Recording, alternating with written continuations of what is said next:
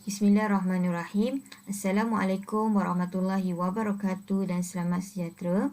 Okey, baiklah murid-murid, pada hari ini kita masih berada dalam bab 4 iaitu ketaksamaan linear dalam dua pemboleh ubah. Okey, pada hari ini juga kita akan sambung kepada subtopik 4.1 iaitu ketaksamaan linear dalam dua pemboleh ubah. Okay. Sebelum kita memulakan pembelajaran kita pada hari ini, saya akan membuat imbas kembali pembelajaran kita pada minggu lepas. Okay, pada minggu lepas, kita telah mempelajari bagaimana cara untuk menentuusahakan titik pada satu sarta kartes. Okay. Untuk kita menentukan titik, kita akan melukis satu garis lurus. Okay. Dan seterusnya, setiap garis lurus yang kita lukis ni akan membahagikan titik-titik tersebut kepada tiga kumpulan. Okey. Kalau awak lihat kat sini, ada garis lurus yang mewakili persamaan linear y sama dengan mx plus c. Okay, kita akan lukis garis lurus y sama dengan mx plus c. Okay, dan garis lurus tersebut akan membahagikan sarta kartes kepada dua rantau, iaitu rantau atas yang berwarna pink dan rantau bawah yang berwarna krim.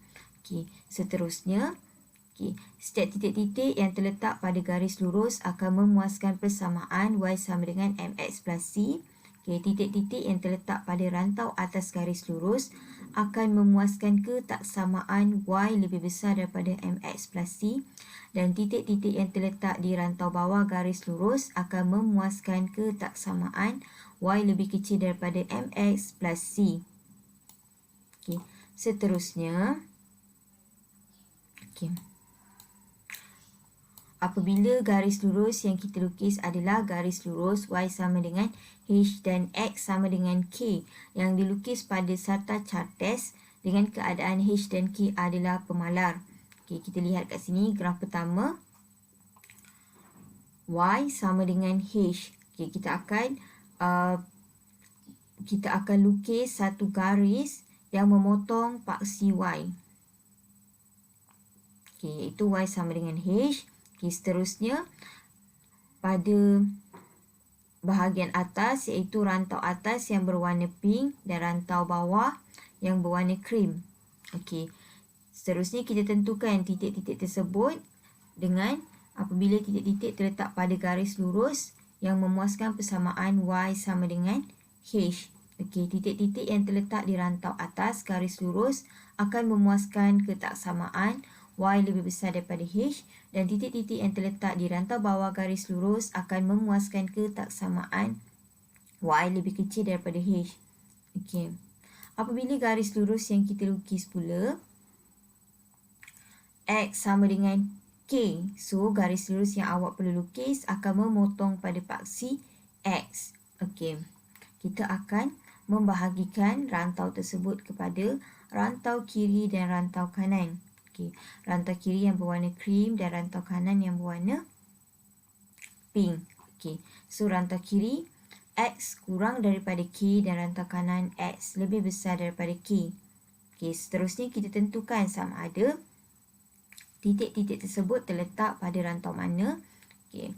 Sekiranya titik-titik tersebut terletak pada garis lurus yang memuaskan persamaan x sama dengan k.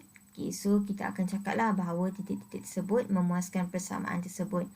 Okay, titik-titik yang terletak di rantau kanan garis lurus akan memuaskan ketaksamaan x lebih besar daripada k, dan titik-titik yang terletak di rantau kiri garis lurus akan memuaskan ketaksamaan x lebih kecil daripada k.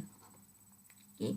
Seterusnya, bila awak dah tahu bagaimana setiap titik ni memuaskan setiap persamaan dan ketaksamaan. Okey.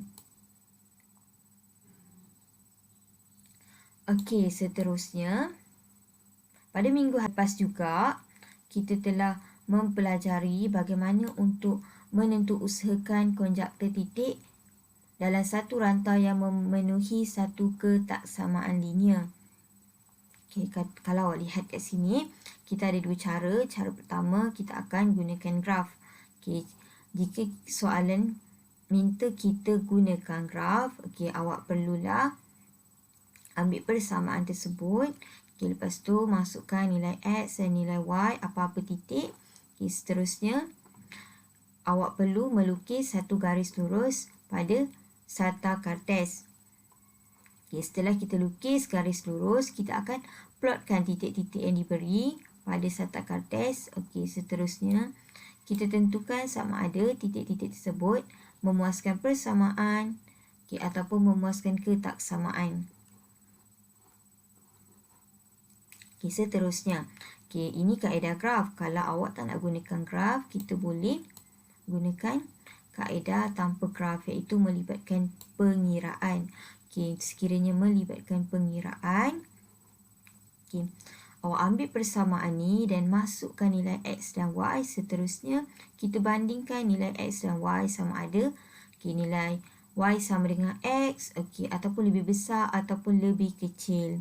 Okay. Seterusnya, kita buat kesimpulan bahawa titik tersebut memuaskan persamaan ataupun ketaksamaan yang diberikan.